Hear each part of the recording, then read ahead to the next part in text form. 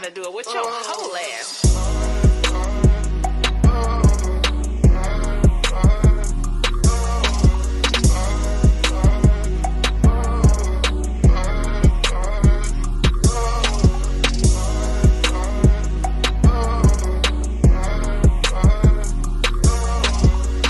This is the Phat Girl Chronicles with Leo Rochelle. Good evening, and happy Tuesday. Happy Fat Tuesday at that. We want to welcome you to another dope episode of the Phat Girl Chronicles, where we get all up in your business and discuss the topics that matter to us most each and every Tuesday, right here on Facebook and YouTube. And you can always catch the replay on all of your favorite podcast streaming platforms. I'm your girl, Leo Rochelle, in this thing this evening. And so we got the squad in the building. We got none other than Sexy D Girl up here with us. Hey, girl. You got to unmute, boo. Hey, y'all. Hey. Hey, honey bun. How are you? I am doing amazing. How about you? Good. I'm good. I can't complain at all. And then we got none other than Pablo up in this thing. What it do, Pops? Yeah. Come on here with them hood activities. Oh man. Sometimes you need a hood nigga in the cut. That's what I'm saying. We is a sophisticated set of beings over here. We don't need that hood boogery going on. Okay. We do not need that hood boogery going on.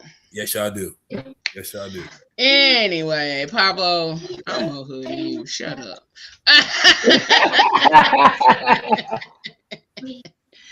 But tonight, y'all, as y'all know, that it is still Mental Health Awareness Month, so we will be continuing the conversation about mental health. And tonight's conversation is about being trauma informed but still not healed. A lot of our peoples out here have absolutely learned the lingo, the language, and all of the terminology in order to sound like they are here healing, but not actually doing the work. Okay? But before we dive too deep into the conversation, I want to give a major shout out to Quiet's Customs for this dope ass new background that we got right here. You can check her out on Facebook, Instagram at Quiet's Customs, and that's KWIYET Customs. Quiet's Customs. I will post her information in the in the chat, so you all can tap in with her. But you have also seen her work before. She does a lot of our merch and all of that good stuff. Not design. She didn't do the designs for the merch, but she does our printing and things like that. But I will put her information in the chat. And the designer on these logos that's on this banner come from none other than Genesis Unique of Unique Perspectives. I will also put her information in the chat as well, so that you can tap into both of these amazing, dope ass Black woman owned businesses. Okay. So now that we got the business out the way, we're gonna hop on into this conversation on tonight. We're gonna talk about how people know all of the words, all of the verbiage. And lately we've seen a lot of battles about therapy and all of that good stuff online. It has truly been a sight to see based on all of the things that we've seen. We've seen people pretty much being grifters when it comes to the whole not grifters. That's not the right word, Pablo. No, that's the right word. I just ain't heard it in a while. That's all. I've been hearing it and seeing it a lot. That's why I'm like, yeah, that's exactly what it is when it comes to when it comes to therapy and people hopping on the bandwagon in order to make it a trending thing instead of a thing where we actually are doing the work in order to be able to heal. I think a lot of things that we do now are remain trendy, remain in that vein of things instead of them being actual things that we are working and focusing on in order to actually get the healing that we need, not just as individuals, but as a community. But we're too busy out here trying to pad our pockets. But who am I? Okay. Okay. So when do y'all think y'all heard the word therapy really start becoming a thing to talk about? When do y'all think that really became a trend? Like therapy really became a trend? COVID.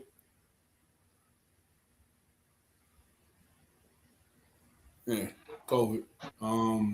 Let's say the same. Or right before. Yeah. Because people they realized they couldn't be in the same space with their partner for long periods of time. Some people realized they couldn't be with themselves for long periods of time. So yeah, therapy.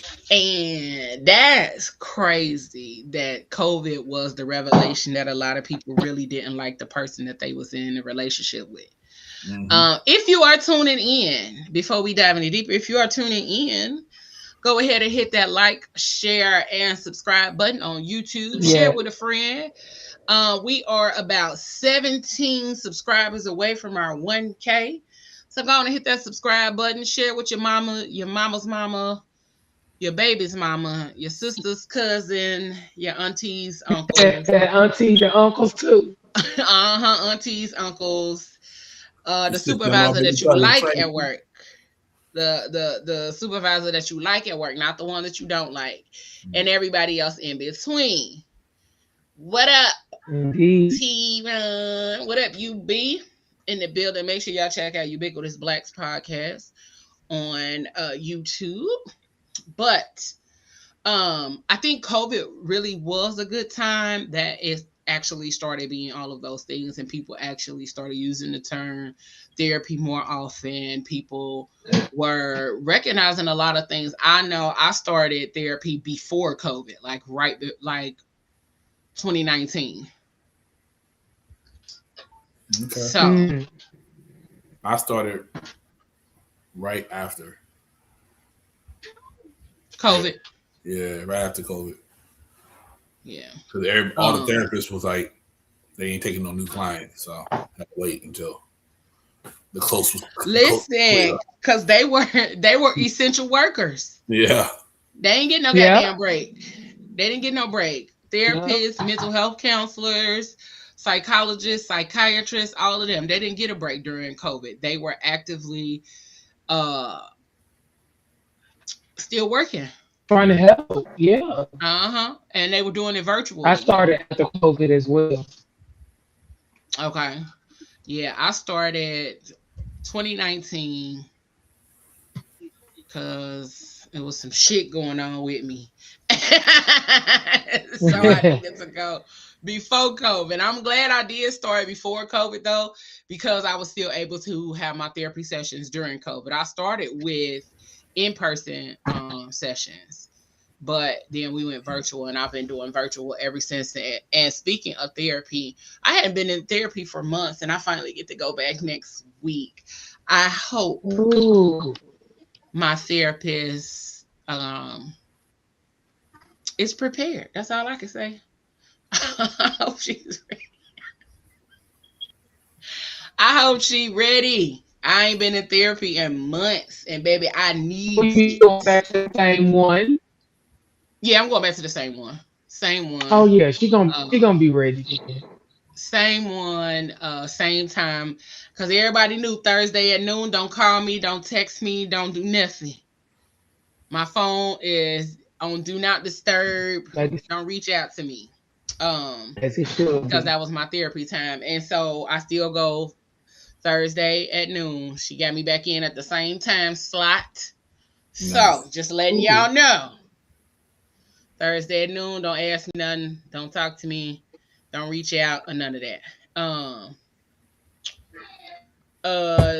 D girl, tap out real quick and then come back. It says you're frozen. Okay. I can hear you, but he said you're frozen. Got you. But we did have a rise in therapy culture online. So the language becoming mainstream, social media psychology, self-diagnosing culture, trauma terms used casually, healing becoming trendy online, and then all of those kind of things. So let's tap into first and foremost, I want to tap into the self-diagnosing culture. That was me for a long time. Because a lot of people had got into that habit of self-diagnosing. Oh, I have ADHD. I am neurodivergent. I'm this, I'm that. I have anxiety. I'm depressed. I deal with depression. I have multiple personality disorder. I'm bipolar. It was so many different things that people were proclaiming to be during that time frame that we actually didn't catch a break from the self-diagnosing. People are still doing it now. If you pay attention to social media and if you pay attention to social media and the conversations that are being had, people are still self-diagnosing when it comes to mental health disorders. You know where that came from, right? What? WebMD. Now listen, because WebMD, baby. Listen. Not WebMD. Baby, the way I would Google something so fast. And be sitting over here shaking in the corner because I'm scared. Listen, and then you some information. Oh, you still in and out, D. You might have to restart either your phone or your router. Yeah. You might have to restart your phone or your router.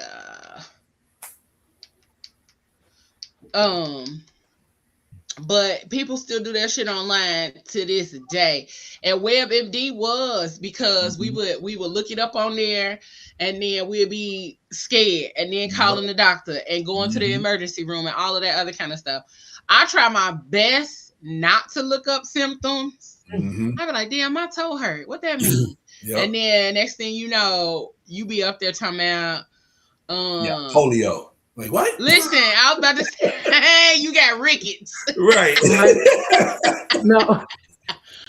You got rickets or something like mesothelioma or whatever that is. Right. Rosacea. Like, wait, nigga, rosacea not even in the feet. Like, rosacea is on your face. What are we doing? Yeah. So I know a lot of people ask somebody like, "Do I got microphilus? Whatever the heck commercial with somebody think you got it." Yes. We had so much of that going on at one point in time that it wasn't even funny. It was not funny. And I know people like now a lot of people have done the deep diving into like different parts of things. And we're finding out more and more about neurodivergency. People always talking about they got a touch of autism, all of that kind of stuff. We got to stop diagnosing ourselves until we know for real. Like on Threads, it was a whole thread about people taking a shower backwards. And they were saying, like, if you take your shower backwards, like if you take your shower facing away from the water, it has something to do with neurodivergency or something like that. If you cannot... Trying to wash my ass. That's why my back. No. Like if you get in the shower, and you face away from the shower, just facing away while you're washing instead of you know how people face the shower and they're taking a shower and they stay that way. You know what I'm saying? Unless they're rinsing or whatever. They're talking about you do it the opposite way, like the whole time. The whole time, like until you wash in the front or whatever. Like you turn your back is to the water a good portion of the time unless you're washing. That might be a little bit of autism. That might be a little bit of autism right there. I was like, but what if you facing the wall the whole time? Like, I don't know. But and then they had another one that was talking about if you drink coffee or energy drinks and you get sleepy after drinking them, instead of like feeling energized or anything like that. And I'm like, that ain't got shit to do with I'm about to say I got the autism then, because I'll be going to sleep. I was about to say, because I'm neurodivergent as fuck then, if that's what that means, because I can't drink coffee for the same reason other people drink coffee. People drink coffee to get energized and stuff. Coffee be having me. Mm-hmm. Yep, that's me. Or it be having my stomach rumbling. Either one. So, I don't know what to tell y'all. But we got too many self-proclaimed doctors out here. So right. We got to check that. So have y'all, I know, Pablo, you said that was your thing. So what was you over there diagnosing yourself with? Oh, man. Before I knew, I told everybody I was depressed, anxiety, everything. Like, I was just, whatever I saw on TV, if I act like that in any kind of way, I was like, that's me. That might be me right there. That might be me right there. So, that's it. That's the one right there. What's the Angelina Jolie movie? Wanted, when like he's getting like super nervous and like everything like closes in and he feeling his heart beating. I was like, I got what he got. Nigga, that was a panic attack. Right, exactly. I know that now. I was like, I'm an assassin. Nigga, okay, I can kill everybody. All right? Not an assassin. Man, get your ass out of here. That's insane. Pablo are you trying to assassinate people? Right, I'm waiting for somebody to pick me up. Okay, I got the gift. Okay, that's what I thought. That's so cute. I never self-diagnosed, y'all. I never self-diagnosed. I already knew. I already knew some shit was going on with me, but I couldn't tell you. Me too. Now I did talk to my mama about history, our family history, and tried to kind of get some ideas. Yeah, I was just over here like, I need to go see the lady.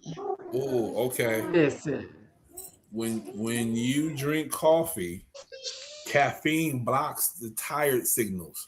So when the caffeine wears off, all your pent up fatigue hits you at one time, and that's why you go to sleep when you drink coffee. It's like drinking a Red Bull. Mm-hmm. That Red Bull, you just like crash. Your body crash. It gives you an instant crash. Yep.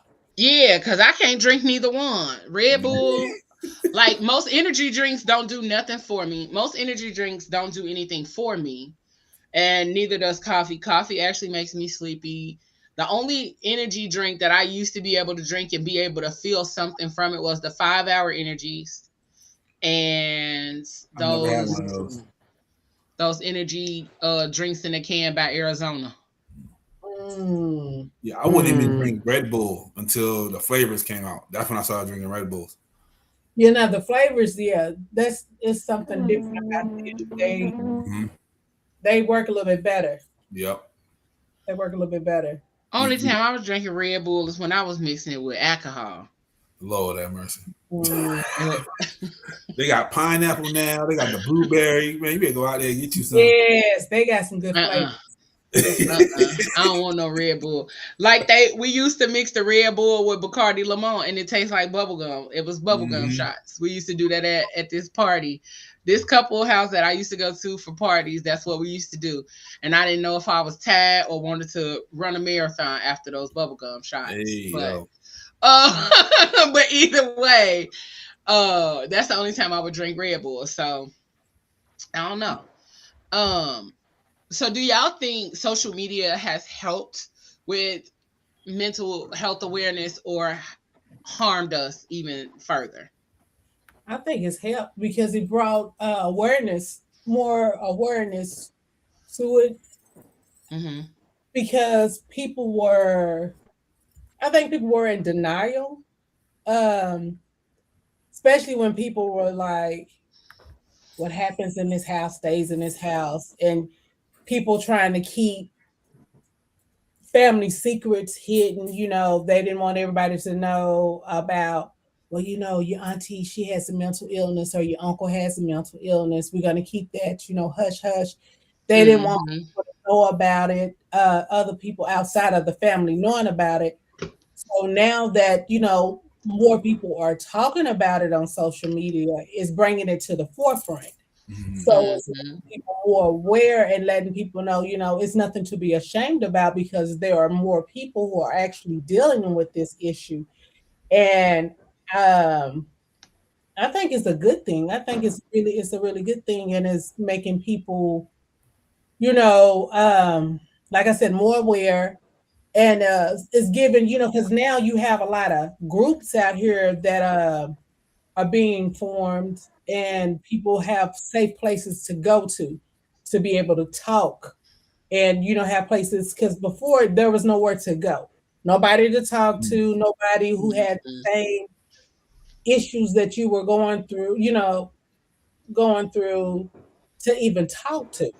So now you have people, if you're have issues that with depression, or um schizophrenia, things like that, you have people groups you can go to, and you can talk to other people in there that are going through the same issues, or family members that are going through the same issues that you can talk to. You have people who have dementia and all that, and their parents, have parents, or even some young people are going through dementia.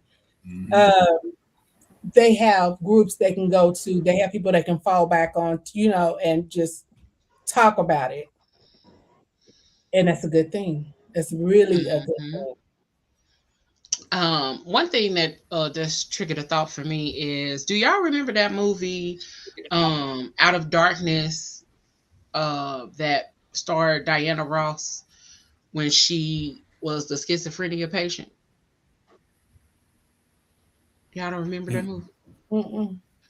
Damn, it was an old movie. It came out like in the 90s, like 1994. I don't know when I've seen it or why I saw the movie, but I remember she was a woman who had schizophrenia, and her family kept trying to deny that this is what she had, and they even knew that that's what it was.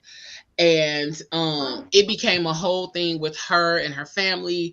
And she was young. She was like 17. No, I think she was like early 20s. I think she was like in her early 20s. She wasn't 17. She was older. But she was in her early 20s, and they talked about her struggle with schizophrenia and all of that kind of stuff. And it was a really good movie. I'm gonna see if I can find it, or find where we can watch it at. But it was severe schizophrenia. It wasn't and let me see if I can find it.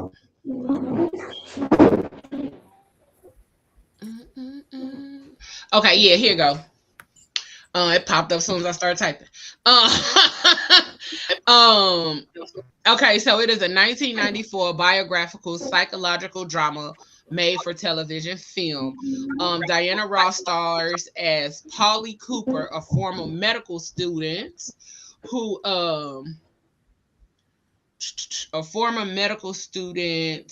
developed severe paranoid schizophrenia at the age of 23. So the plot of the movie is the film follows her 17-year struggle with the illness, including dozens of hospitalizations. It tracks her difficult road back to stability after a new experimental medication helps control her symptoms. It was such a good movie, and it reminded me of a book. Let me make sure that is the name, and I know the name is correct, because it was one of my favorite books that I read in middle school. I think it was middle school. It was called Humming Whispers. It was a book. Yes. See, I be remembering shit. So it was a book about explore mental illness and the family dynamics. And the story followed a 14-year-old dancer named Sophie, who lives in Cleveland with her aunt. Oh yeah, schizophrenia too. And her older sister Nicole had schizophrenia. That was one of my favorite books. It was by the author Angela Johnson. Amazing book. And you could tell it was a good book because I haven't read that book since then. And and it's been with me. I can remember the name and everything it was about since then. But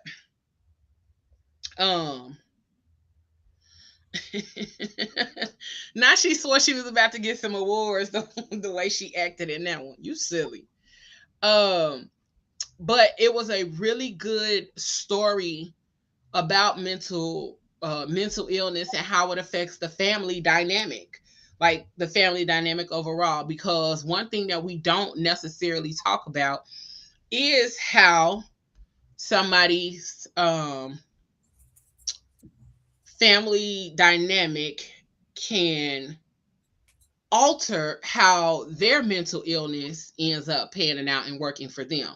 So, say for instance, in the book Humming Whispers, the young lady had her sister had schizophrenia, but she was afraid that she was going to get the same type of schizophrenia, still act the same way, and all of those kind of things. So, we don't, as a community, talk enough about the way mental illness runs through the family, but also how it affects the family overall, because we're dealing with the person who actually has the mental illness. So we don't even talk about that.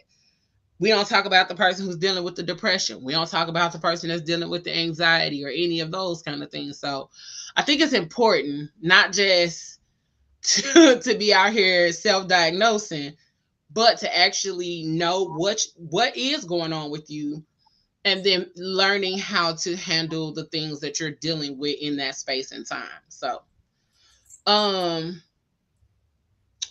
got my question for you all. Do you all think that we are over labeling normal human behavior sometimes?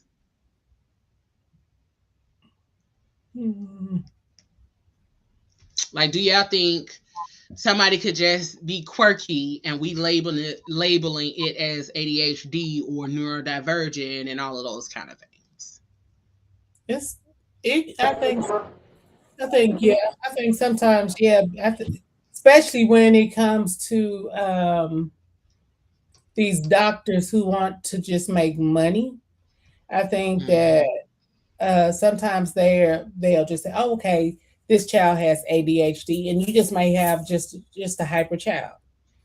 I think sometimes, yeah, it's a possibility that it is happening.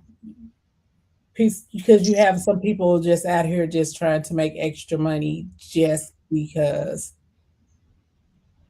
you have people who's gullible, so they'll fall for whatever, if because they believe whatever the doctor says is true. That's why I always believe you should always get a second opinion before you absolutely believe what I'm saying. Sometimes a second or third opinion. You don't always fall for the first one. But yeah. Yeah, I think a lot of I think sometimes we do take the labels too far. I think we take the labels way too far, because like we were talking about earlier in the chat, and if you're not in the PGC after party chat on Facebook, you can tap in, you can join the Facebook group, and then you can tap into the group chat on Facebook as well. But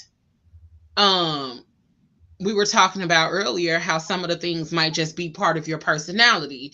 It might be part of who you are and how you were raised, and some of the things that you actually like and enjoy, instead of everything being labeled and everything being all the way broken down to a diagnosis of something. Like, it's not something like everything, it doesn't mean something's wrong with you. Everything that's happening doesn't mean that you are you are dealing with something major. It could just be you're tired. It could just be that you're stressed. It could be that you're overwhelmed. It could be that you're overstimulated. A lot of the stuff does not necessarily mean that you are dealing with depression or anxiety or any of those other kind of things. It literally could just mean you are dealing with the symptoms of something else. You're irritable because you're tired.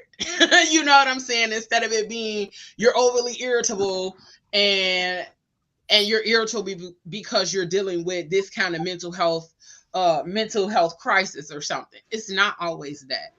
We have Sure. to stop we have to stop digging into things and like, oh my God, is something wrong with me?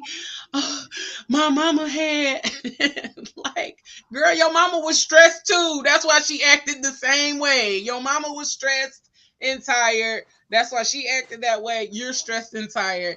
So you got a similar outcome. That's true. That's it. That's That's true. it. That's all. That's all. Ain't nothing wrong with you. And we got to stop thinking always prepared and hyping ourselves up to be like, it's something wrong with me. No, it's not. Relax. It's okay. I haven't had the experience of many doctors overdiagnosing. I Say that haven't again. experienced that. I haven't had the experience of like doctors overdiagnosing. Mm-hmm. So for me, but I'm a question asker. Y'all know that I ask questions. Because I like understanding. So if it's Mm-hmm. something that I don't know, I need to ask the questions to gain understanding. I have dealt with trial and error. Let's try Yeah. this and see if this works. Let's try Yeah. this and see if this works. So I have experienced that. But I've experienced, like you said, Leo and Gina, more people self-diagnosing versus Mm-hmm. doctors giving a diagnosis that probably wasn't sufficient. I've definitely experienced people just saying, "I got this," and rolling with it. Nah, because Like this, then this is the other wrong part with of it, people and rolling with it. self-diagnosing, the other part of people self-diagnosing is people self-medicating. Yes. Because now you Absolutely, are here saying that you absolutely. got depression and anxiety. Now you are here taking meds or you buying shit off of these little websites and they selling stuff that's available and you don't Yeah, even know if that's the real thing. That's Like correct. No, that's true. buying medication that you do not have with a prescription online is dangerous as fuck. dangerous. Like that's why It's very I dangerous. be so thrown. Sidebar. I be so thrown with these these websites selling GLP-1s and all of that kind of stuff. Like y'all just letting anybody buy it. Y'all just giving it to anybody who said that they need it or that they want it. Just That's give it out. insane. And Y'all just giving it away. you don't even know if it's real GLP-1 shots. You don't know what's in there. Just like people was going to go get them ass shots and it was antifreeze and all kind of other shit in there. All kind of stuff. No, Yes. for real. It's the same thing. Like I would never buy no shit online just off of a random website just cause. That's true. That's true. Just like they have like some of the ones for ED.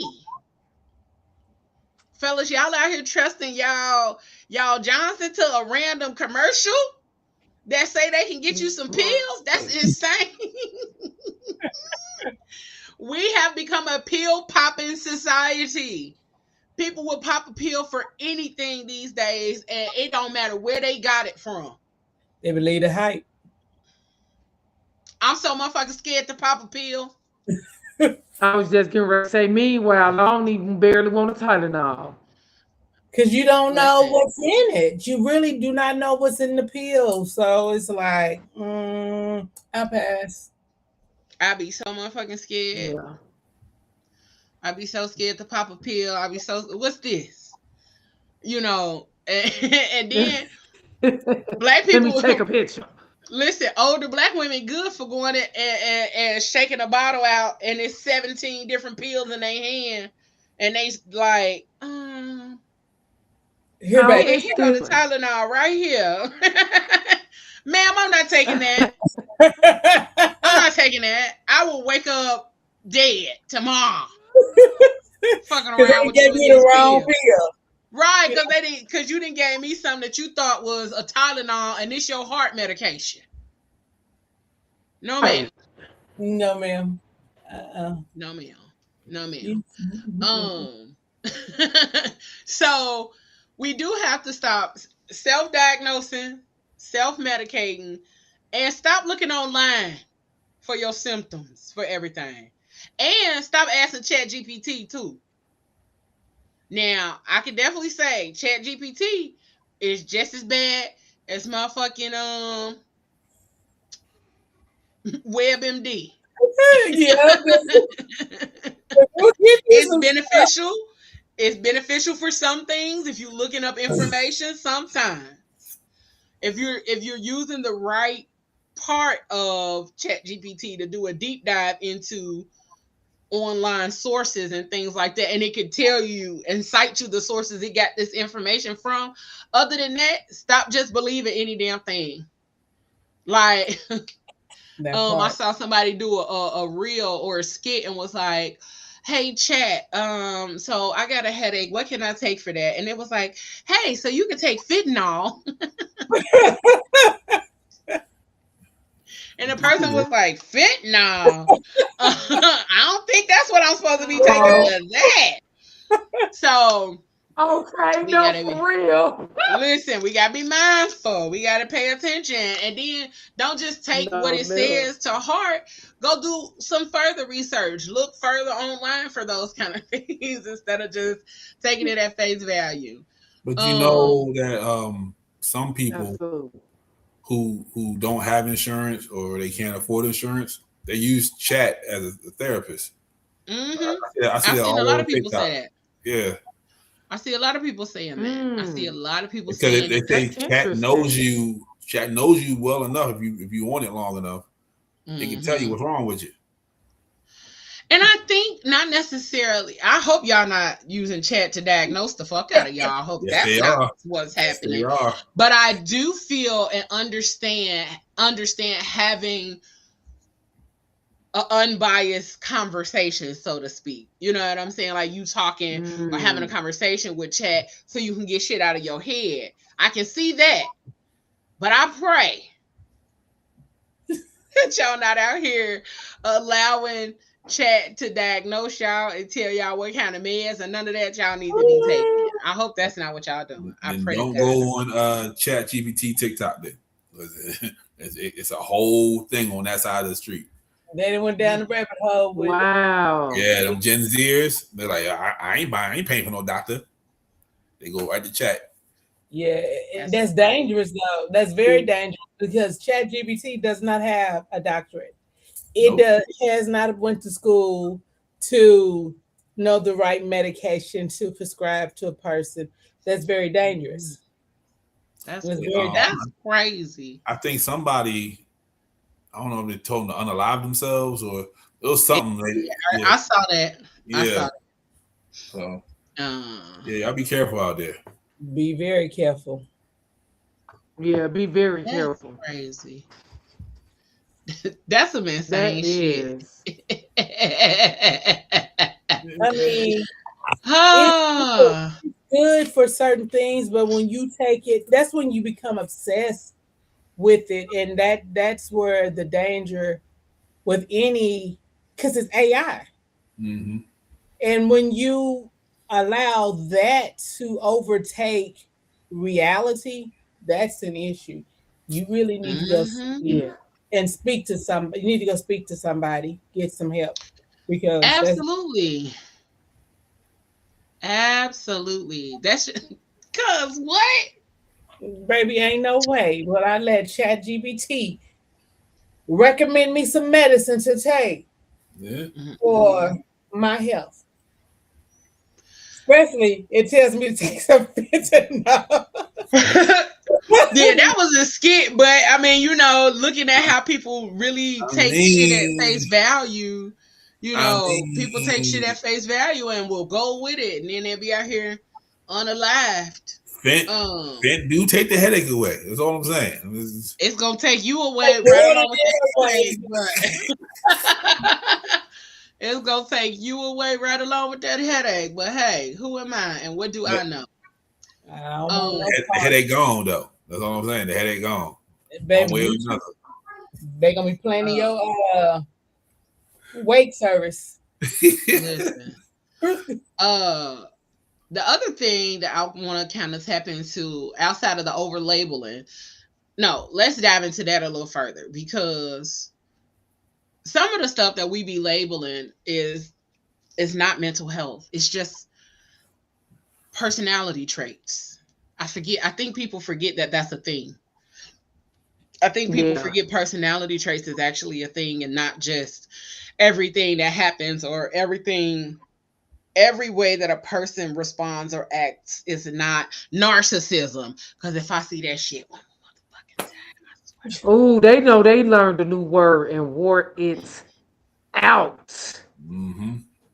When I say wore it out, people use the word, and I'm like, that is not a characteristic of a narcissist. Yep. Everything ain't narcissist. You just mean as hell. That right. Some people are just assholes. Yes. Some people are just assholes. Some people are manipulative. That doesn't necessarily mean that you're a narcissist. It just means you're manipulative as fuck. Mm-hmm. Like, right. You're mean. You're an asshole. It's so many ways to describe a person other than being narcissistic, because the truth of the matter is all of us are somewhat narcissistic. Somewhat. Yeah. Mm-hmm. We are all somewhat narcissistic. We all have a little something sitting up in the chamber. Yep.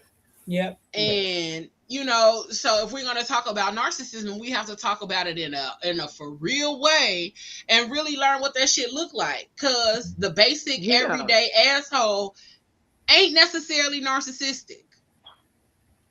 He's just an asshole. Say it a little louder for the podcast in the back. Like, every person is not a narcissist. Every person is not depressed or neurodivergent or have ADHD or autism. Everybody ain't suffering from that. Or let me change that verbiage too. Everyone isn't dealing with those different variances of mental health disorders. We're not. If that was the case, it would be all of us would be on something. You're giving away Fent. A lot of us are. A lot of us is getting there. A lot of us getting there. But like, I was even there in the thinking earlier about when I was thinking about the show. I was like, I want to do. I need to be on something. But I be so scared to take stuff. I be so scared, y'all. Cause no. Oh, that conversation with my doctor. I was like, "What does this do? What does this don't do? Yes. What's the side effect?" Like, we was in that for like an hour. What's the long-term effects? Yeah. Agree, because Leo, everyone does not need something. Mm-hmm. That's true. You get what I'm saying? Even if you have a little AD, I don't have ADHD. A doctor told me, like, I was having a conversation. They said it's more of ADD. Your thoughts, you just think a lot. It's hard to, you just think a lot. Okay. I don't necessarily need anything for that. I could probably settle my thoughts, write in the journal. There are things that I can do that I don't need to take medicine for. Mm-hmm. Yeah, drink some motherfucking tea. Like, we forget about, like, the fact that herbs is a real thing too. Like, you can truly tap into herbalism and learn how to calm your brain and some of those kind of things. And a lot of us just got bad fucking habits too. Some of us don't eat. Yeah. Some of us have a diet that we eat out every day. You don't eat no fruit. You don't eat no vegetables. You don't eat no home cooked meals. You don't drink my house, water. Leo. You don't drink water. Like everything that you consume is processed or sugar filled. Like some people can't even drink shit without something in it. Like drinking water. People can't drink water with adding them little Crystal Light packets. Bitch, you're not drinking water. You're drinking watered down lemonade at that point. Yeah, people said water nasty. It don't taste like Right. nothing. Water ain't supposed to taste like nothing. It's water. Tastes like anything. What is it supposed to taste like? What is water supposed to taste like? I mean, you don't water. Because they're so used to soda and all that. Yeah. Yeah, because they so used to soda and all that other kind of shit. They so used to sugary stuff. Talking about some water. Listen, I've been tempted to turn this camera off and mute and go get me some water. Because Leo, I get some water. I forgot my cup over there, and I'm like, damn, we done already started. Mm-hmm. I'm busting a light little sweat over here. I forgot to cut the air on. I forgot to do a lot of shit before I sat down. That part. So if y'all see me turn this camera off in a minute, that's what I went to go do. Okay? Yeah. Go get me a little water. But yeah, people are insane. Ubiquitous Black said everybody want to have issues these days because without having a diagnosis, they wouldn't have anything interesting to talk about. Fucking facts. Yeah. Would nobody listen to their... Yeah, like, come on now. We want to be included in having a diagnosis? Yep. No. Yep. That's crazy. Have we strayed far away from normalcy?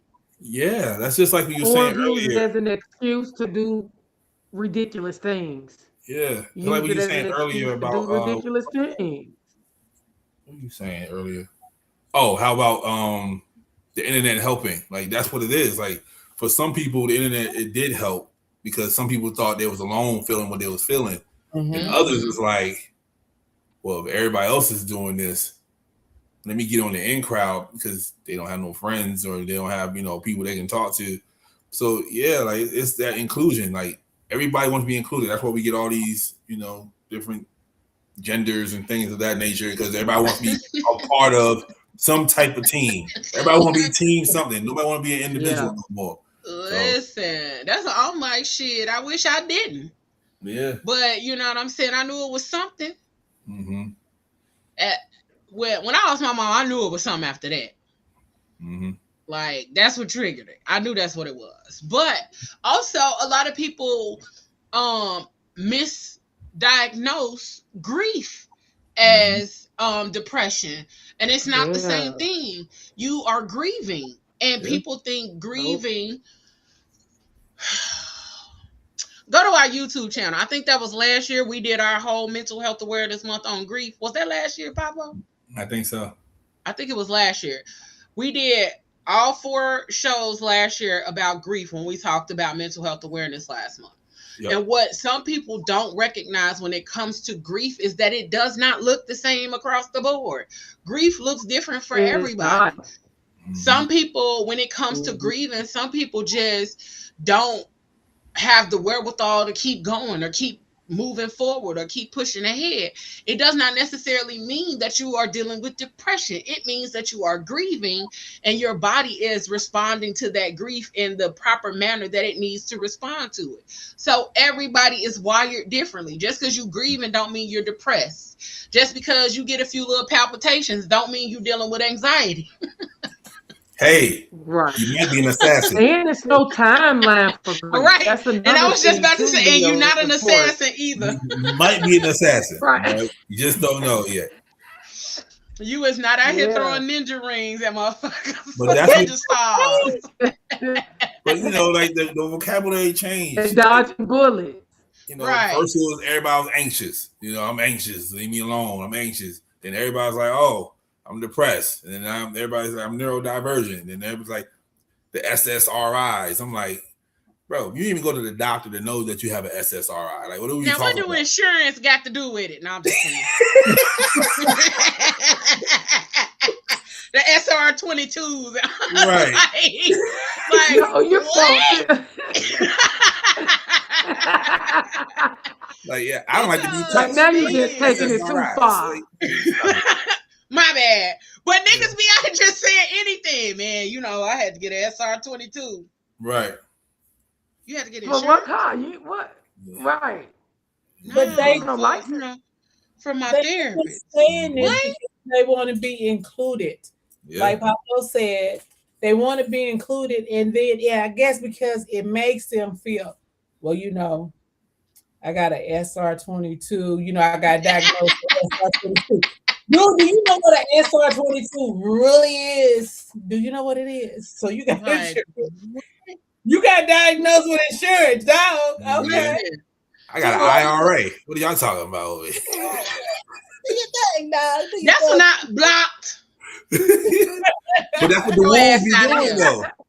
The Get your wolves ass be outta looking here. on social media and they're like, oh, I can use this word, and then they go overseas, some lady who just chilling, like don't know no better, like, yeah, baby, you know, I'm in therapy, you know, I'm going through anxiety just like you. And That's 6 months how later, you know.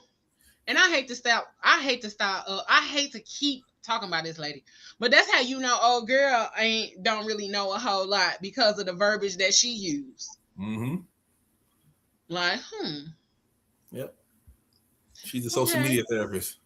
Yeah, like you be up here researching what you can use to be able to relate to people who don't pay attention to shit. So that part. A lot of that language has become mainstream and we overuse it and overproduce it to the point where Absolutely. it's not even funny, but it's hilarious as fuck because what? And it's What crazy. do you mean? You can tell who it will work on and who it won't work on. And you see the shows that she even goes on, you like, yep, I know which one's gonna work on. It never fails. Never fails. Yeah. I don't know. We just gotta do better. So at any given point when awareness become aesthetic, before many people actually learn how to heal, awareness became an aesthetic. So like T-Ron said that everybody wants to have a diagnosis. Like, you know what I'm saying? So now it becomes a part of their overall aesthetic. It becomes a part of them, like their hair and their eyebrows or one of their features or assets. That's what it has become these days, where people always want to be included and talk about those things. You can scroll, I would say, for a good 3-4 minutes and come across maybe 6 posts that talk about neurodivergency, ADHD, autism, all of those kind of things. Of course, you're gonna come across some juicy shit because some of those people really are dealing with stuff, and you be like, "Damn, yeah, okay, I didn't know all of this." But now we use that as a part of our aesthetic. Like, oh, I like long walks in the park, and I like, you know what I'm saying? We just throw all of the random shit in there. It's insane. So awareness isn't the same thing as healing. Being aware of something or knowing the terms, knowing the verbiage and all of that kind of stuff is not the same thing as healing, y'all. Because absolutely not. Don't drop your drawers because they know the vocabulary. Because that's what they be doing. they better be doing something more than speaking therapy language. You better be talking more than some therapy language and we are here throwing our pennies on the stage. That's they person because they understand them. Drawers gone. Nope. No, it's not my person. Just because you know. Yeah. Nope. You can't get one over on me today, boy. And people better stop fucking the okie doke. Stop it. Yep. Yep. Yeah. Now I did see that today.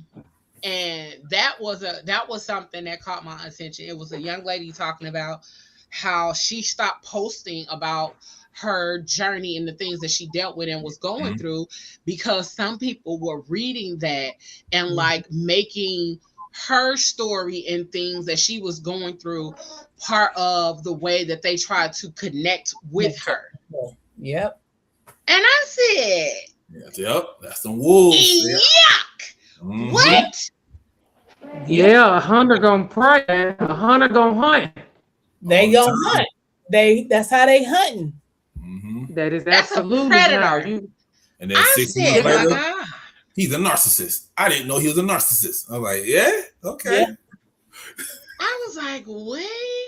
He's I mean, if you feed me what I need to we can't hear you, D. It's not wrong, but it's a real thing. It is. And I was like, that's insane. And I pray to God ain't nobody studying me that hard.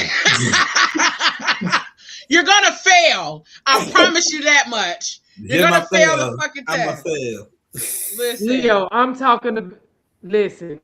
You never gonna it's so random. You're gonna be like, is this girl crazy? This girl sweet? It's just all low. It's everything. I'm all. That's what I am. All I'm things. I'm mixed. I'm mixed. Don't be over here trying to figure me out based on social media, because you're gonna fail.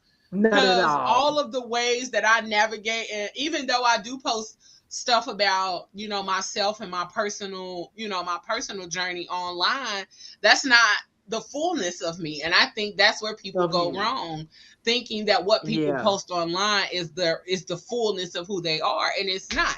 That's just a part of who we are. That's a part of how our personality is. And some people are online lying. It's not even a part of their personality, and it's not even a part of who they are all the way around. So some people are on there faking their personalities just for engagement. Yep. I don't know how you fake a personality, but also people have told me that they thought my personality was fake, and I was like, nigga, do you know how much energy that shit would take to fake this? That's because they don't see the bad side of you. That's why they don't see the down. They don't see none of that. They just see you. They don't see none of the other stuff. And I'm like, is you on drugs? Because if you scroll my social media, you would see that I talk about all of the journey, not just the good shit. So I'm like, I don't see how people think it was fake. I was like, nigga, is you retarded? I mean, the R word. Stop diagnosing him. Don't diagnose him. And they do. No, but you got to be. No, I'm gonna diagnose you because what? You simple mind. That's what it is. Because like it's a lot, and I even say that a lot. It's a lot being me. You think I'm gonna sit up here and take on some shit that I got to fake? No, I don't have the time. And I'm not getting paid to act. I'm not getting paid for the kind of acting gig you think this is. I got paid $5 from Facebook. I ain't got time to be on there. I ain't getting paid for real. For none of that. I looked at something. It's saying like 4 cents, Leo. I'm like, listen, I ain't got time to be already making that shit. I got paid $5. That's it. So I don't know what to tell you, player. But no, for real. So awareness isn't the same thing as healing. So knowing your trauma response, but repeating it. Okay. Some of us be knowing what our traumas are or how we respond to trauma, but we keep putting ourselves in position or attaching ourselves to people that trigger us. And I think some of us have become addicted to trauma. We've become addicted to trauma. Good afternoon, good evening, good evening, good evening. I think a lot of us have become addicted to chaos and the things that trigger us. Because if you are somebody that is if you are somebody who is used to chaos and used to somebody like Pablo. So like what you were talking. This nigga said Pablo triggers me. If you don't get out of here, but if you are somebody who dealt with chaos in a relationship and you get in a relationship where the person is peaceful and they're just like very calm and chill and laid back, but every chance you get, you are actively trying to cause a ruckus or chaos or a bunch of bullshit, that means that you like those kind of relationships. You are addicted to that feeling of chaos. You don't like calm. You don't like clear. You don't like peace. Some people are addicted. And there's people like that. It is. You Hi, my addicted name's to chaos, Pablo. Pablo? Hi, my name's Pablo. They like toxicity. I like chaos. That's comfort. Regina, you too? Sometimes, I mean, That was such an honest response. She like, yeah. Yeah, a little bit. It excites me, you know, the fuck? I mean, it just depends on the guy I'm dealing with. And if he's boring, then I'm gonna bring the toxic. I'm gonna bring that toxicity to it. So I ain't even gonna hold you. I know. That is crazy. I don't know. I don't care. I'm gonna shake it I up. like nobody boring. Boring, Gina. Now I don't want boring at all. But my spicy might come a little different. I don't know about the toxic and the drama. I can't. Yeah, put a little. Yeah, put a little. You gotta. I mean, I'm gonna sprinkle a little toxicity in there. It's gonna be a little toxic. It's gonna be better. So for me, I don't like boring in no shape, form, or fashion. Okay, I'm a Leo. I'm a fire sign through and through. Okay, and I know some of y'all be like, astrology ain't got shit to do with it. But me as a person, since we're gonna take astrology out of it, I like fun. I like a little action. I like a little. I like having a good time. And boring don't mean that we sitting at the crib or we chilling or doing anything like that. Boring means that you are not actively engaging and learning and understanding me. Like, we could be in the house chilling and fully getting to know each other. Like, I will go from fully obsessed to completely uninterested in a blink of an eye because me too. All right, you're not keeping me engaged enough. Like, you know, I'm a fellow fire sign.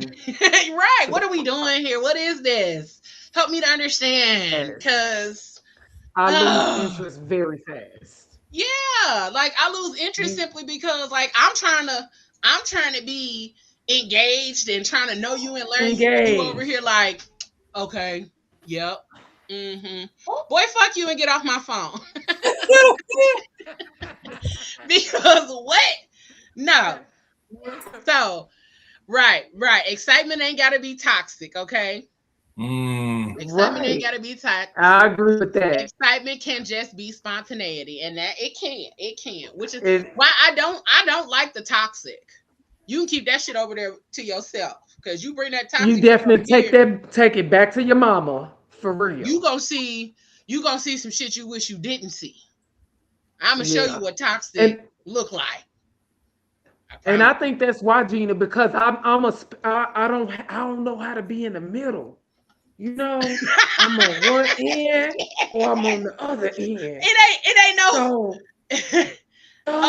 ain't no such thing as lightweight toxic for us. So like, and I'm relentless once I get to that level. So I don't want to go there. If you wanna go, let's go. We finna go. This. I like a little. We on the ride now. Just a little bit. But I get my head over itching because I don't know. It has to be. It's a little. but I like a little toxicity mixed in with a little fun. So, you know what I'm saying? I don't like it where it's like toxicity where it's a whole bunch of drama mixed in with it, but I do like a little toxicity. So I don't know So how it that might not be toxicity. It might just be that you like the excitement of I Mm. do. Well, you know, then of that might something. be it, man. I because I like excitement. I don't like boring. I do not like boring. I do not like boring. I do not like boring. I don't like it neither. I don't like It's, boring simply because my life is very quiet. Like it's my too. life is very chill, very Mm. quiet, very laid back. Um, like people think I'm always doing something, going somewhere. Baby, I'll be on my couch. I'll be right here at the crib on my couch, chilling, or I'm right here in this chair recording. So, Yeah. See, and see, um, I think that's why people think like I be out here like I'm Carmen San Diego or something because like I'm not out here like a woman of mystery. I literally live a simple life and that's what I've been doing for a while. Cause for the longest, because nobody knew what I was doing, they thought I was a drug dealer. oh wow, They like, Leo, you be selling drugs. What do you mean? I What? can see that. Yeah, like you always gone, you always doing this, you always doing Hmm. that. Don't nobody really know what you doing. You Why do always out of y'all town. need to know? You acting definitely like do. Tommy off of Martin. What you really do? Right. What you really? You don't know what you do. What you really do. That's what I guess that's what it was given. And they like, do you be selling drugs? Listen, if I was, y'all wouldn't know. Mm. You would know. Thank you. Thank you. Right. Why would I tell on myself like that? But Mhm. I think we we tap back into our trauma. Like we latch on to shit that is not good for us just because it was exciting or just because it was something that we wanted to give it another go. No. If you know that this person triggers you and y'all haven't learned to be able to communicate and work through those triggers, stop reattaching to that person. Mm-hmm. Um, Mm-hmm. because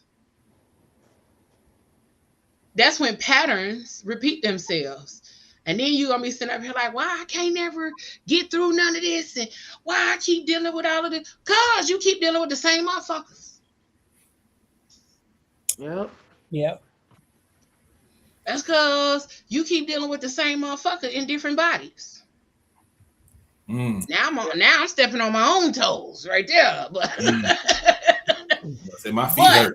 That's crazy. listen, let me go And it put you happens. motherfuckers up. It But um insight alone about the things that trigger you do not create the change. Like just because you know, don't mean that you actively doing anything about it. Just because you know Correct. about your triggers and things like that, don't mean that you are actively doing the work to heal. So Correct. That part. Because work to heal is behavioral. You gotta, if you're trying to heal, you have to put the action behind that piece. that's it's true. changed behavior, it's changed thought processes, it's Systems. limiting access. Oh my god, limiting access. Some of us don't know how to Yes. do that. Some of us do not know how to Your limit. emotional. Man, You gotta cut them people off, and that's Mhm. the hardest part. Is cutting those people off. You know that mean you know good. That's the hardest part. That's the And hard. sometimes I don't have a problem cutting people off, but I do have a problem limiting access in the beginning. I have a problem limiting access because I be so free and so my mind isn't like I don't know. I'm transparent. I'm funny. I like to have, but and yeah, I think it gets sucked up fast, and then the cutting off is not the hard part. It seems very quick to another person than it does to me, but I do struggle with limited access as far as when I meet a person and I want to get to know them, I'll be like an open book, and I think that sometimes could be too much. Yeah, Yeah. I feel like I'm kind of similar. um, I for one, I love when some shit is new.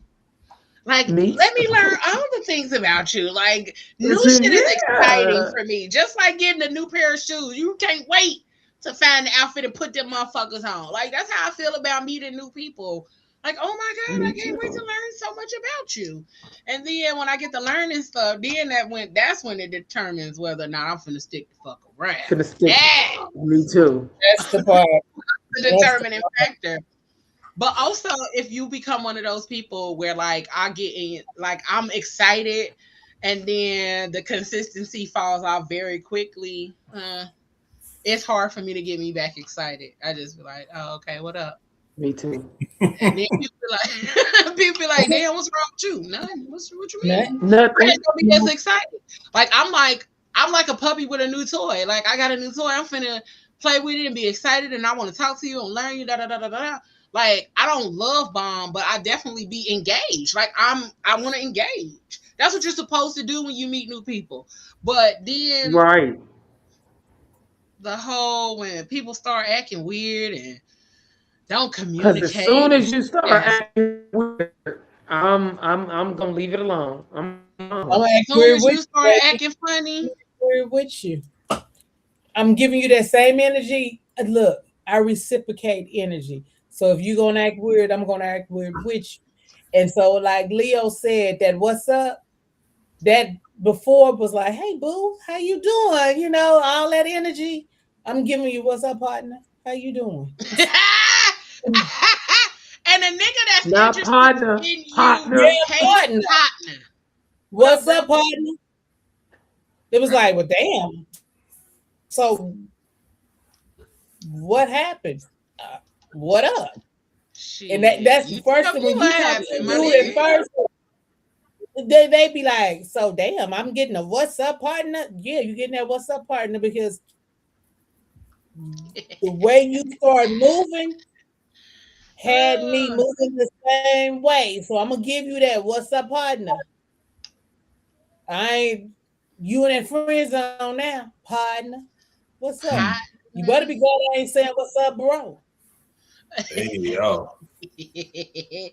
Cause the minute I bro your ass, it's over. I'm about to cut you Oh, off. I'm gonna block you. And believe me, I'll block you in a heartbeat. I don't give no that's damns. crazy. Because I tell him in a heartbeat, I give two F's about how you feel. Because I will block you. Hey, No, it what it no. is. You got to do what you got to do. But one of Because the other things that we need to understand about awareness is that a lot of people, and I've said this about quite a few people that I've met, a lot of people intellectualize emotions.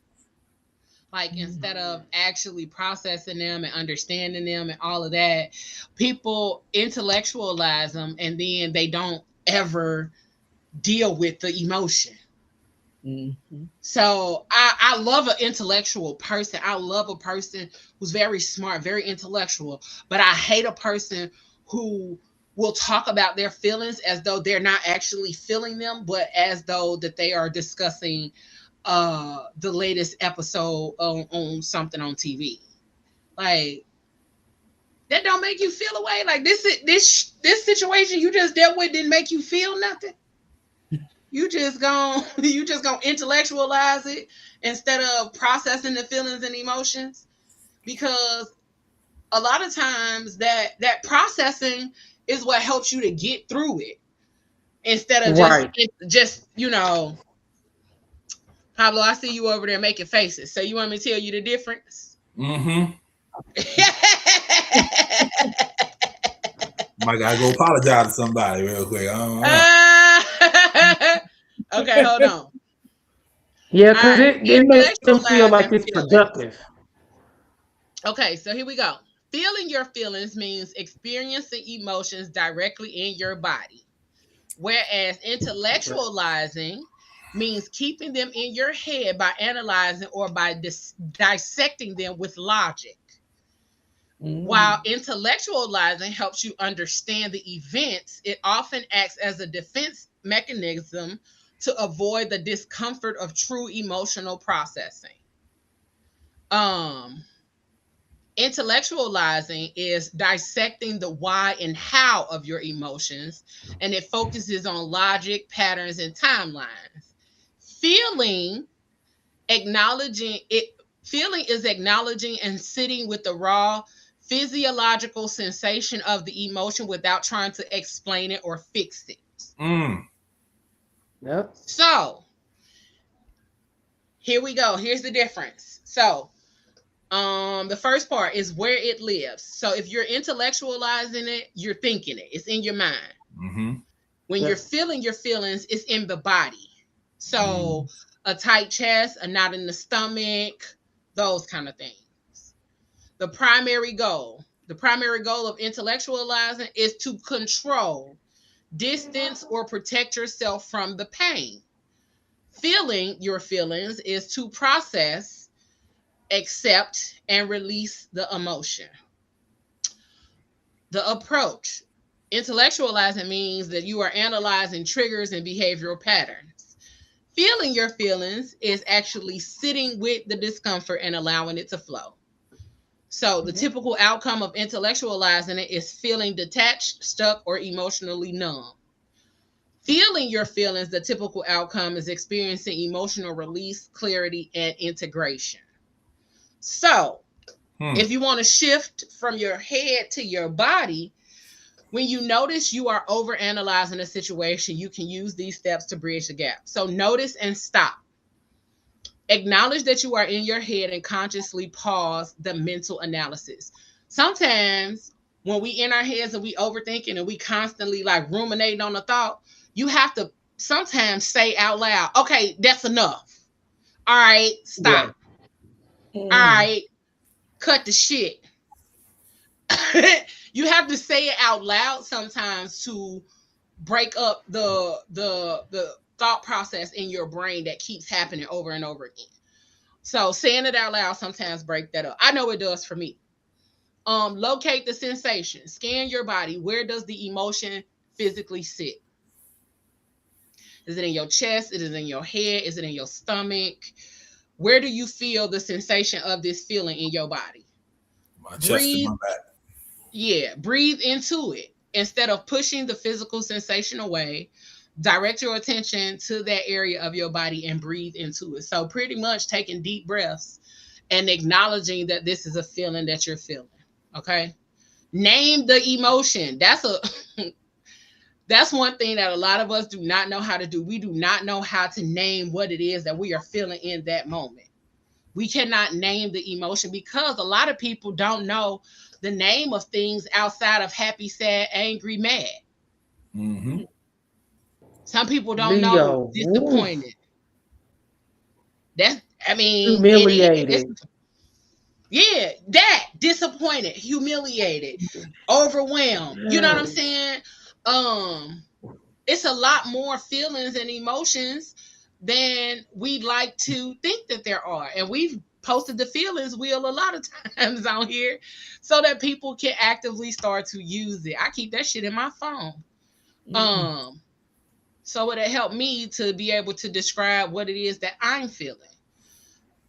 In my son's classroom, they have it, Leo, and they have the kids making what they think that emotion looks like, and it's their pictures by it. And it really, like the teacher was explaining to me when I went to a conference, like I really like that was a piece for me that just really, really impressed me. Because she said she works with them a lot on their social emotional for SEL. And so that was just one of the aspects that she wanted to do in the classroom to help them understand their emotions. I thought that was so dope. And he's 11. That is dope. Because like some of the things that we don't recognize. So we have the base feelings: disgust, sad, surprise, fear, trust, happy, anticipation, angry. And so then those break off into other subsections in order to help you fully explain what it is that you're feeling. So when we talk about happy, because I don't want to focus on the sad, we could talk about being optimistic, confident, strong, joyful, aroused, loving, and then there's other subsections of those words: generous, embracing, playful, amorous, delighted, ecstatic, powerful, courageous, self-assured, proud, um, inspired, powerful. So there are other words that are out there, but we use the base: happy, sad, mad, glad, angry, scared. We used to those words. We're not used to the ones that expand outside of those. So after you have named the emotion, express it safely. Allow yourself to cry, shake it out, take a walk, or anything that'll help. Exercise, go to sleep, cause that's what I be doing. When I get pissed or any of that, I'm finna finna go lay down. Go lay down before I do something I don't need to be doing. Hey, and also, I know this ain't after dark, but if you need to, go rub one out. That'll help you process some of them emotions. Okay? Just saying. But express it safely. Allow yourself to do all of those things rather than searching for an immediate cognitive resolution. So that means do all of that stuff before you up here trying to figure out how to intellectualize that feeling. So if I said something to you that pissed you off, and instead of saying that or allowing yourself to feel that you are pissed off, you up here like, well, maybe she did that because this, that, and the third, or whatever, or did she do this because blah blah blah blah blah blah blah? And then what if she thinking this? Your brain that took over instead of you feeling it and processing it and moving on. So that's the difference, Pablo. Okay. You gotta go apologize. I do. See, I'm proud of you. Because you recognize it. I saw that face over there twisting and turning. I'm like, that nigga need a breakdown. He did some shit. He did some shit. That face was hard. Yeah, I battle with the logic versus emotion all the time. So yeah, that makes sense. I get it. Yeah.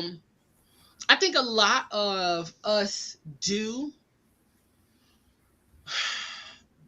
I think a lot of us intellectualize feelings because a lot of us haven't had the space to actually fully express our feelings or talk about what those feelings actually look like. So a lot of times we end up just navigating it the best way we know how. And sometimes it's not the healthiest, but it's the best way that we know. So it makes a difference. But understanding your wounds doesn't automatically stop you from bleeding on people. Mm-hmm. Okay. Understanding them does not mean that you're not bleeding on people. Because we say hurt people, or I don't bleed on nobody, which is why I'm not in a relationship, blah blah blah. But we think after we've learned some stuff about ourselves, when we figured out the things that we need to figure out about ourselves, mean that we still not bleeding on people. But that don't necessarily mean that you've healed or the wound has been dealt with. That just means it's there. Mm-hmm. You over there, Right. gushing. You can still be over there gushing blood. You can still be over there on somebody. So until you get that little scab over that joint, or until you've actually done some work, it don't stop you from bleeding on people. Now being aware. Because Go ahead, boo. No, I was going to say because your self-awareness doesn't indicate that you're not still performing an action that's causing harm. Mm-hmm. Yep. And because of how we navigate those situations, because we might think we've healed. I'm healed until you deal with somebody who sets off one of your triggers. Mm-hmm. That's true. That's true. And now, what you gonna do? Because we've talked about people always saying, I'm just protecting my peace. No, you're not. You're avoiding triggers. You're avoiding the triggers. And I had to tell somebody not too long ago, like, your triggers aren't my responsibility. Your triggers are not my responsibility. If you know that you're being triggered, you can verbalize that to me. You can let me know that I'm triggering you, but it is not my responsibility to navigate your triggers for you. Like, absolutely. Like they like it, but they are, because yours is my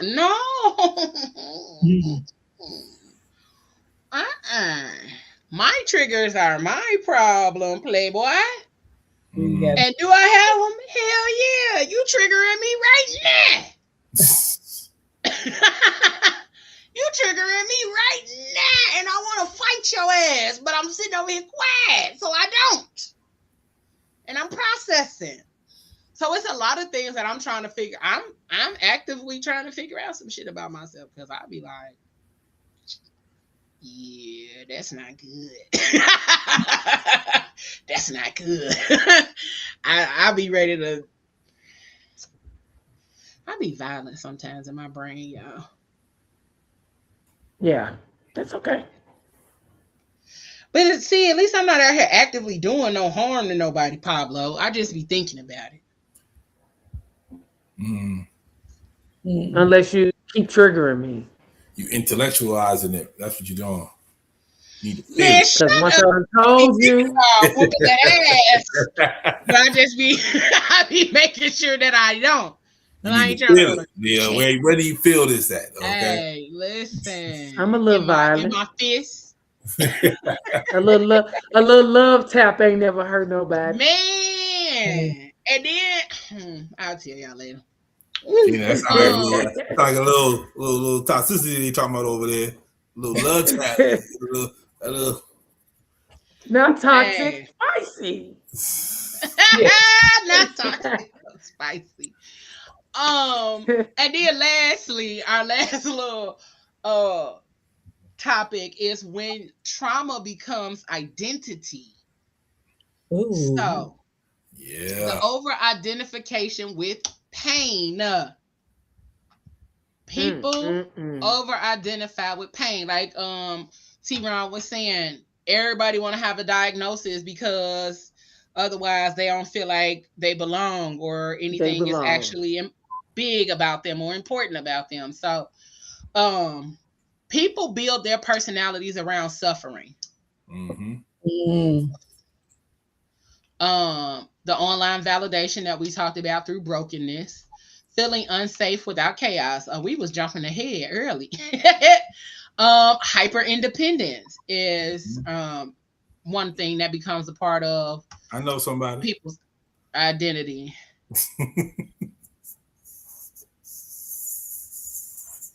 I felt like that was a shot. I felt like it wasn't towards you though. That was a shot. It wasn't towards you though. That shit bypassed my shoulder though, nigga. Like did it graze you a little bit, Leo? It grazed the fuck out of me. I'm like, hold on, nigga. Listen, I know somebody. I knew somebody. That's what I should say. Okay, and then emotional avoidance disguised as empowerment. Yeah, I knew somebody. Mean girls. These mean girls. Them mean girls, Nick. And they swear they so women power. Women empowerment. I'm so for women. No, y'all ain't. No, you not. Only for certain women. They're evolving. They're evolving as people. That's what they're doing. Are they?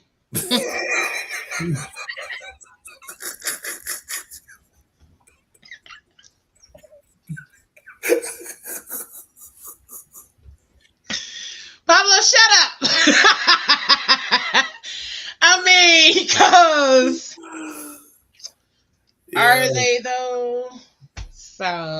the rumor.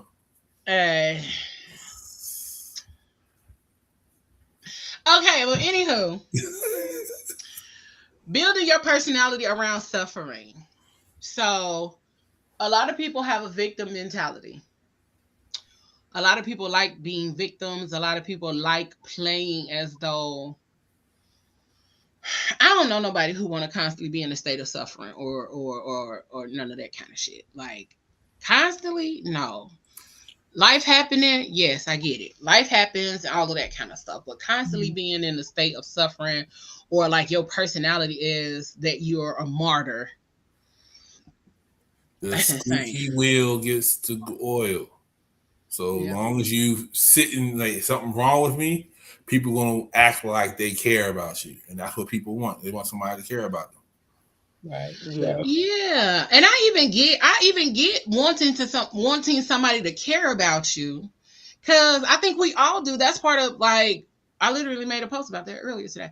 Like it's called belongingness hunger. Like everybody wants to feel like they belong and all of that kind of stuff. But not just belong, that you're actually being cared for by people and people are caring for you without you having to give something or do something. Like, because a lot of us are reactionary carers. Like we care when our reaction is to care. Like we don't care naturally off top. We care after somebody is dealing with something or going through something. Now we care. Okay.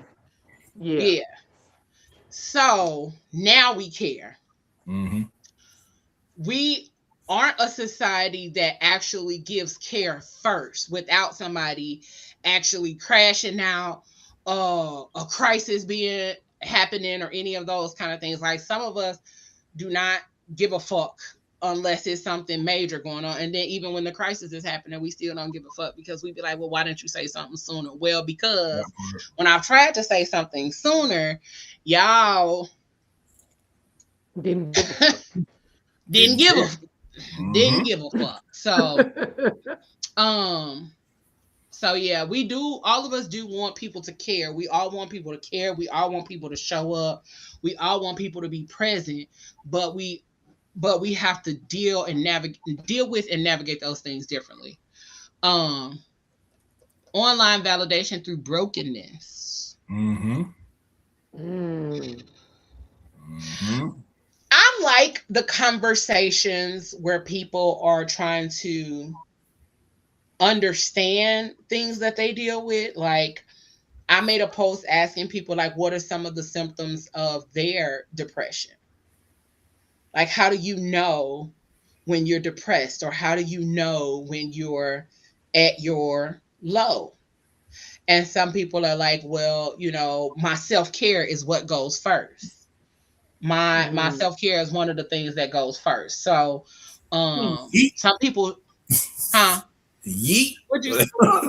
Yeah, listen, and that's what they said. My self-care goes first. Like some of them, they was like, I realized that I'm battling or in the space of dealing with a depressive episode when I don't shower as much as I normally do, or I don't eat as much as I normally do, or I sleep way too much, or whatever the case may be.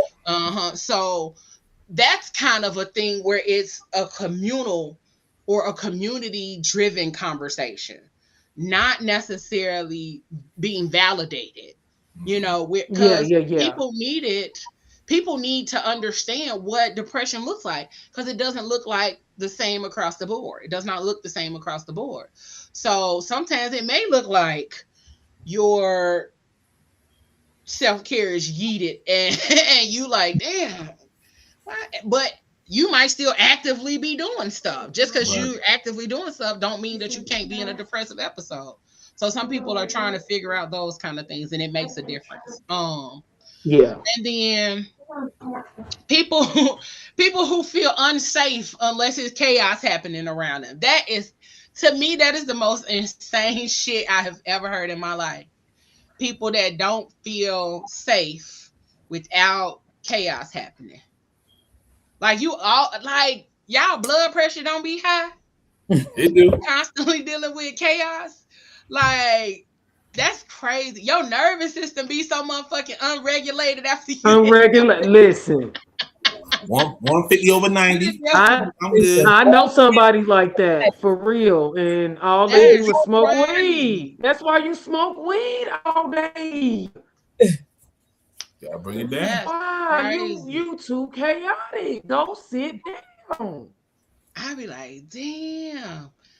Like, I dated somebody that was like that, and they always made me be the problem because I wasn't sitting up. I'm like, nigga, this shit ain't finna phase me. Like, oh, okay, cool, whatever. But then, like, when I had to rectify the shit and was like, hey, then they like, oh, okay, my bad. Like, you just wanted me to bitch at you? That's it. Like, you just wanted me to bitch at you? Like, what is this? That's insane. Yep. I know some people like that too. My mama, we was having a conversation and she was saying that somebody said this, because it was me, my daughter, my sister, my mama, we all calling. And that somebody was like, they like to have arguments because the makeup sex is there. So they like the chaos. They like that part. That's Because my daughter was like, that is what little girls. She 20. She was like, it sounded like what a kid would say, not a grown woman. But yeah, some people genuinely like chaos in their relationship just to get to the end of the night, I suppose. But that's crazy. Mm-hmm. That's what they what they got a feel meme like. out that says the makeup sex. Yeah. Say because it's better than I guess a regular old everyday shebang. Yeah, they got a meme out that says which is better, like morning sex, night sex, makeup sex, I hate you sex. Like it's a thing, man, and people be voting on them. Wow. Hey, look. Let me tell you something. When it come down to makeup sex, sometimes it might not even happen, Chief. But don't touch It ain't it 9 times out of 10. Cause no. Mm-mm. I don't want to be touched. Move. Get I'm away. still pissed off.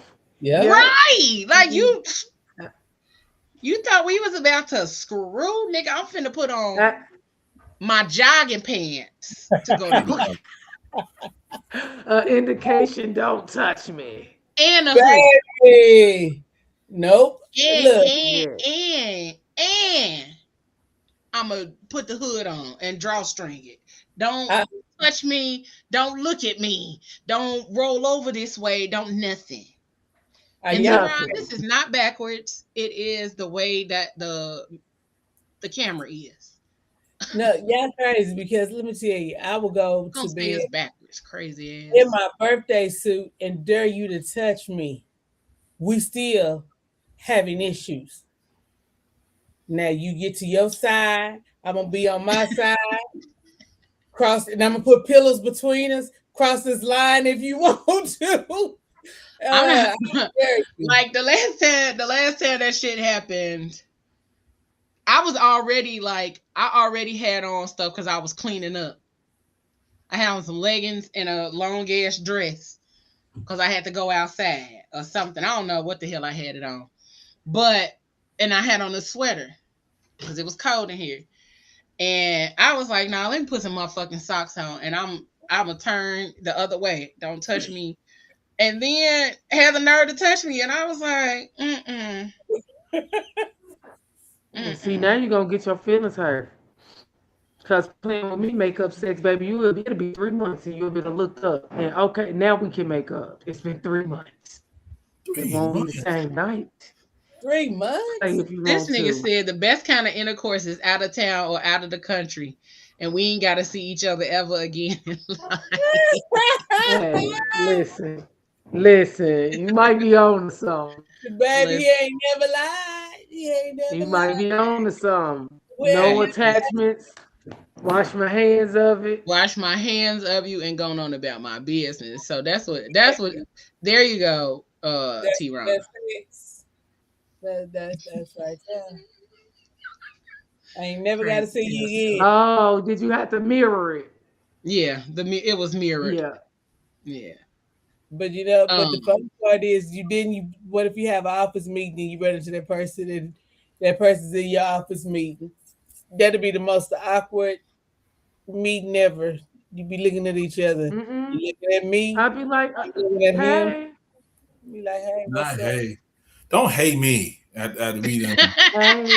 At a meeting like I done had a person say like, I know you, and I'm like, you don't, and keep No, going. you don't. You don't know me. That was We the ain't dream, never baby. Keep it moving. we ain't never met. You probably met my twin sister, but you ain't never met me. that. You ain't never met a top flight nigga like me before. Big B said 3 months. The fuck? Ain't nobody that damn mad. The hell? I mean, granted, I wasn't around them physically too, so that did help. Okay. Okay. Okay. No, Okay. that is Okay. excessive. Like, Hey. Hey. I'm gonna say, T Ross said, ain't that it? Don't hate me. Right. Don't hate me. It Hey, depends. All right. It depends on how it was. Cause right. I will walk past the If we motherfucker that doing it I know for again, real. I will walk past a motherfucker that I know for real, and have known them I for years. absolutely And if we don't will. talk no You more, know, I'm walk right past you like I'm me too. invincible. You was exactly. invincible to me. And Okay. don't feel I no don't way about see it you. either. Actually, Baby, I done did my ex-husband like that plenty of times. I done seen him and be like, So and kept it moving. yeah, so I don't know. yeah. Um Hyper independence. What's your thoughts? What's your thoughts on hyper independence? Overrated. I think it's overrated. Everybody needs somebody. Like, Mm. I agree, and it's unfortunate too, though. That sometimes I don't wear a I'm so independent badge. I do the things that I have to do. You know, Yeah. with no, I don't need sympathy. I don't need empathy. I'm just gonna get up and take care of the things that I have to do, and I'm gonna do it every day, and I'm gonna do it by myself if that's what it takes. Hey, But listen, that just because these have to be done. I'm gonna tell you now. If you want to come on over here and help, inbox me. Cause shit. Because I don't know what the hell. I don't know what people be out here talking about. Cause I'll sit back. You want a bitch to sit I back? absolutely will sit back. I will lay back. Okay. I don't know what I will lay the fuck back. I don't know what you think this is. I don't know what you think this is. But I am not that girl. I am not about to be hyper independent or none of that. Have I had to be? Yes, for a period of time because it was shit going Moses, on. Moses, But Moses. I don't think a good portion of women, I think a good portion of them don't want to be hyper independent, but a lot of them have had to do it for so long. It's how they operate. Some Survival. women have not had, yeah, some women have not had safe spaces or any of that, or partners that they've been able to rely on in order for them to step outside of that. So And it sucks. we might yeah, and so women who navigate a certain way, it doesn't mean that they don't want to be somewhat dependent on a person, but they do. Like Mason, turn I it know down a little bit. I do know for me that I don't want to be hyper independent. Shit, fuck that. I don't either. I don't either. Fuck that. I do not. I It's need my just So motherfucking I do nervous not. system to be relaxed. so wait. Indeed. if they can't depend on that person, why is that person there? If you're doing everything by yourself in the first place. That's why Sometimes it's necessity. I mean, sometimes it's just how it turns out. Okay. But you're used to that person. It's out of convenience. Sometimes it's just out of convenience. That person is there. And then sometimes people are just, they don't know how to tell a person, okay, it's time for you to move on, or it's time for you to get out of my house. So I know how to kick rocks, but some people don't know how to tell. I'm gonna lose interest. I I'm ain't with it. If I gonna gotta go. do everything, goodbye. Like I gotta with go to no bed. Why you putting me in the bed? misunderstanding. They You know telling me to go why? to bed. You know why? Why I got to With go to bed? no misunderstanding. Like it is, but also some people, Pablo, they don't know how to come in. They don't know how to assist. They don't know how to help regulate you. Right. They some people I feel like I've experienced have seen their mother Mm-hmm. do everything and they feel like that's the woman's job. Like Yeah, I've had a person Mm-hmm. say that. Like I that's don't wash dishes. That's a women wash dishes. mm-hmm. That's great. Yeah. no, and that's why like that's why a lot of times now, like if I have company and stuff like that, I'm not cooking. Ain't Like your male company, I'm not cooking. Did you buy groceries for me to cook? you better You want eat me the to cook my groceries for us? Tariffs high as hell right now. I mean, cooking You food. coming in? You coming? Wait, you're visiting my house, and you want me to cook my groceries for you? food. Mm-mm. You know, Leo. You know, Now, Leo serious when she got the Denzel voice. now it's different if I already cooked and I offer you some. Mm-hmm.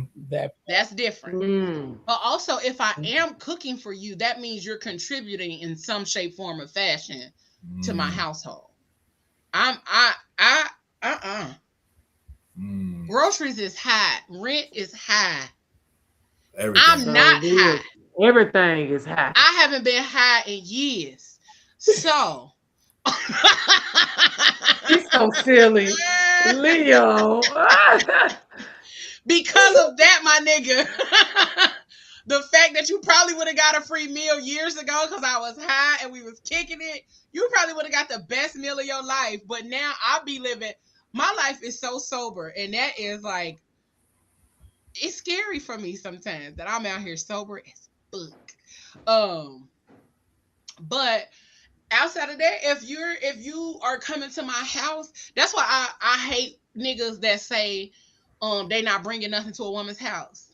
If you come into a woman's house, nigga, you should always come with an offering. Don't show up at no woman's house empty handed. Fuck are you on? What is we doing? That's just like if I go to a grown man house, I'm not going to his house without something, at least a bottle. I mean, other than all of this chocolate, you know, which is true. outside all of this yumminess, I am the offering sometimes, nigga. But you knew that when I came over here. You knew I was the offering. But here go our toxic friend joining at the end. Toxicity at the most. What's up? Y'all What's good, Moses? y'all talking too much shit, so I had to jump on. Fuck it. What's First up, thing first. Moses? Y'all talking too You're much. toxic. I'm not toxic. I got papers. I'm recovered. There you go. Oh, wait a minute. Let me scroll Not back. paper. Hold on. Dr. Cheyenne Bryan gave me my paper. Hold on. What was the quote earlier? Understanding your wounds doesn't automatically stop you from bleeding on people. Mm-hmm. And awareness isn't the same thing as healing, Moses. There So you go. Look, He said he no got to longer- say from Dr. Bryant though. Dr. Bryant gave me my papers. again. I'm no longer toxic. Oh, Again. Lord. She can't give you shit because she ain't got hers. Mind But your business. that's neither here nor there. Her name is That's Doctor. neither here nor there. outside of hyper independence.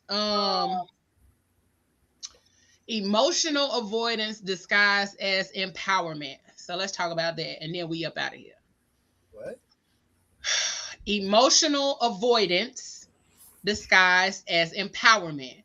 People who avoid their thoughts and their feelings and all of that and try to act like they're so empowered because they are able to not tap into their emotions or feelings and all of that kind of stuff. So they avoid feeling anything, but then swear that they're so empowered. Don't everybody do that? You No. Yeah, I signed an NDA. I can't speak on that one. That's crazy. I think a lot of people do that. A lot of people do, but You not think so? everybody does. I know. I speak. All right. For the most part, That's like somebody jaded. yeah, I know. I do.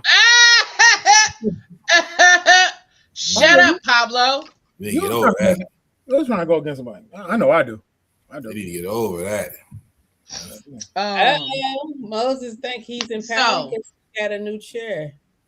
All right. So here we go. Emotional avoidance disguised as empowerment happens when we use concepts like boundaries, independence, or protecting our peace to run away from being vulnerable. It's a defense mechanism that masquerades as strength, allowing us to dodge difficult feelings like grief, rejection, or shame while convincing ourselves that we are evolving. You're not, you're avoiding. So, You're avoiding. while genuine empowerment builds emotional capacity, avoidance keeps your range of feelings narrow, shutting out both the painful and the joyful. All right. So that's the distinction between the two. You are shutting out not just your good feelings, not just your bad feelings, but you shutting out the good shit too, because you aren't giving yourself the space to be able to feel it and understand it. So you are actively avoiding. So empowered boundaries versus avoidant walls. Empowerment, setting boundaries to communicate your needs, fostering connection, and stay safely engaged in a relationship. Avoidance is cutting people off or shutting down under the guise of not tolerating drama to entirely avoid conflict or emotional intimacy. So, growth versus spiritual bypassing.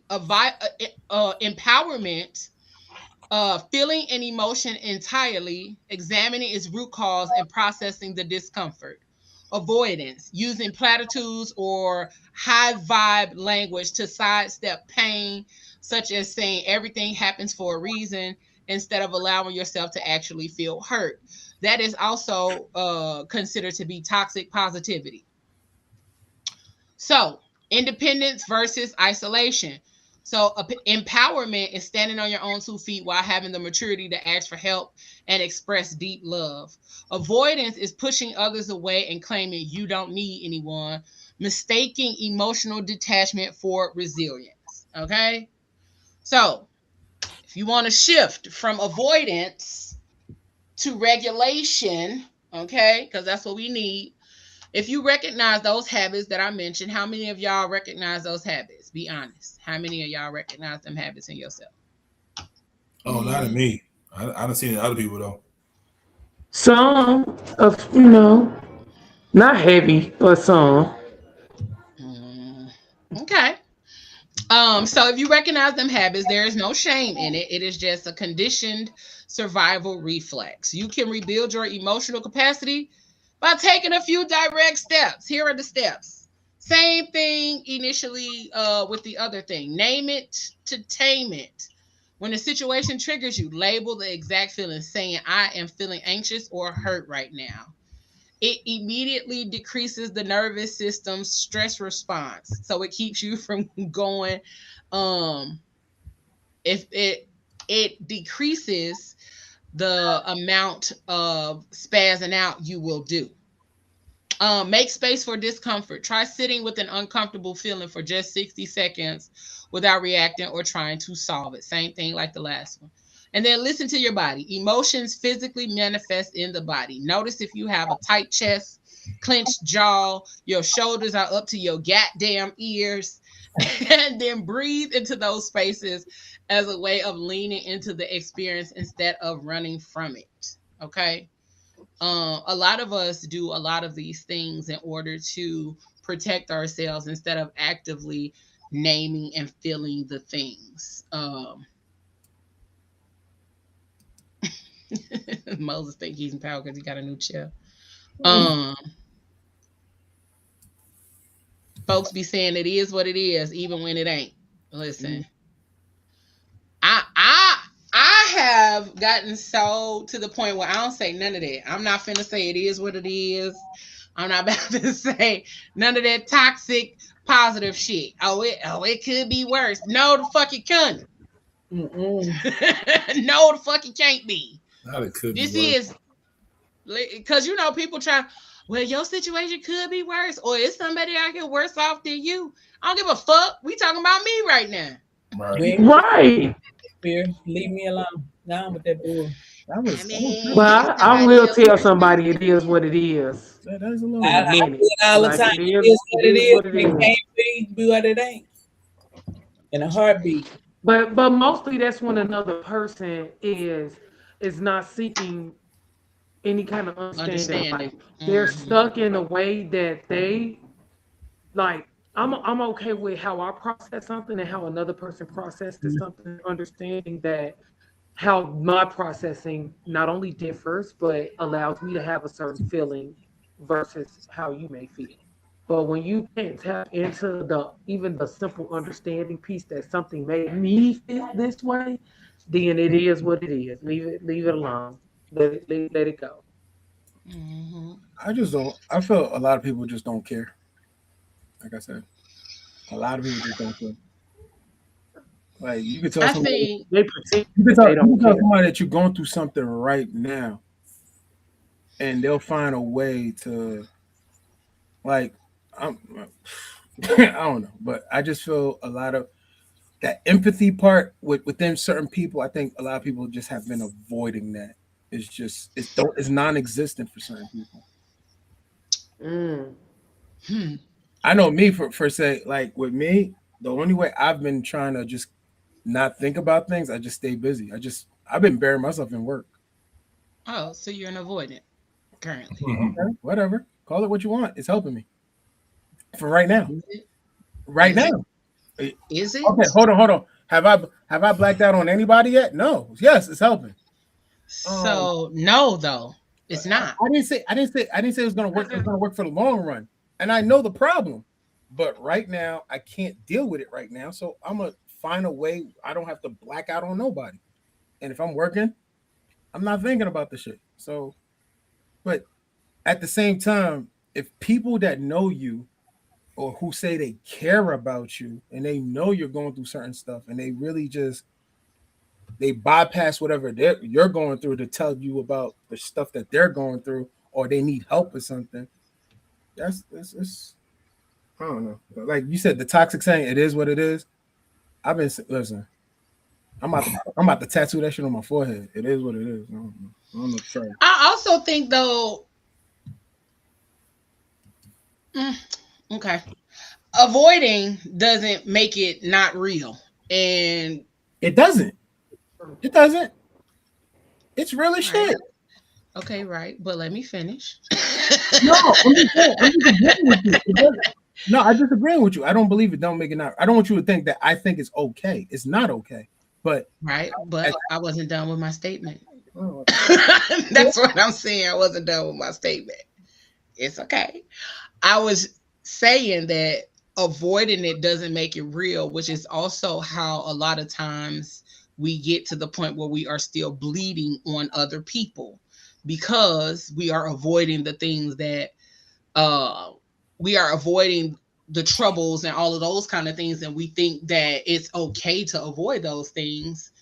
And if you're avoiding them, it does not help you or anybody else because the people that like you said, the people that care about you, even when they're checking in and you're giving them the, oh, I'm cool, this, that, and the third, or whatever, you're not addressing it, then how are they supposed to know, or how are they supposed to give care?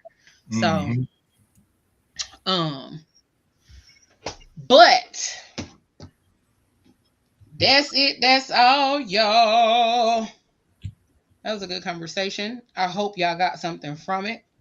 I feel like I really evolved from this conversation.